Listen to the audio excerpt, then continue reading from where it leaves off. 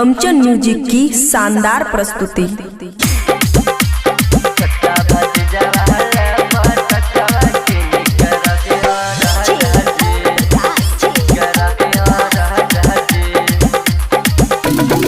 जाय घाट पनिकी से ध्यान रखी ह राजा जी। जाय घाट पनिकी से ध्यान रखी ह राजा जी। छोटका भतीजा वाला पटका किन के रखी ह राजा जी। छोटका भतीजा वाला पटका किन के रखी ह राजा जी।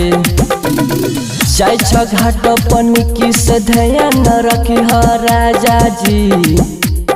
जाय घाट पनिकी से ध्यान रखी ह राजा जी।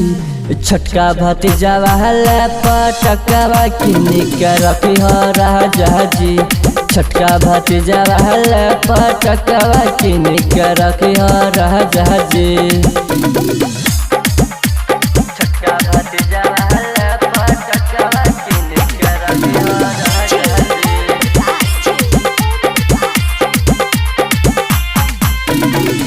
सुनै छियै नामी तुहे छठी माई हो। सत्यम के सपना पुराई द महारानी हो।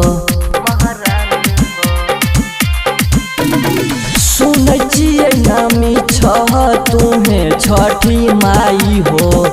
सत्यम के सपना पुराई द महारानी हो।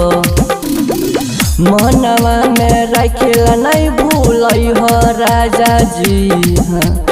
मनवा में रखिला नहीं भूलई हो राजा जी।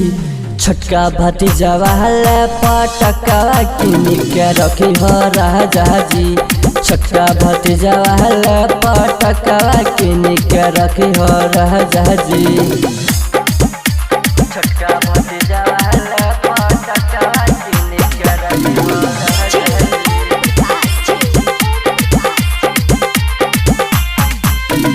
ललन में बिन लागे छठी माई सब कुछ सुना हो।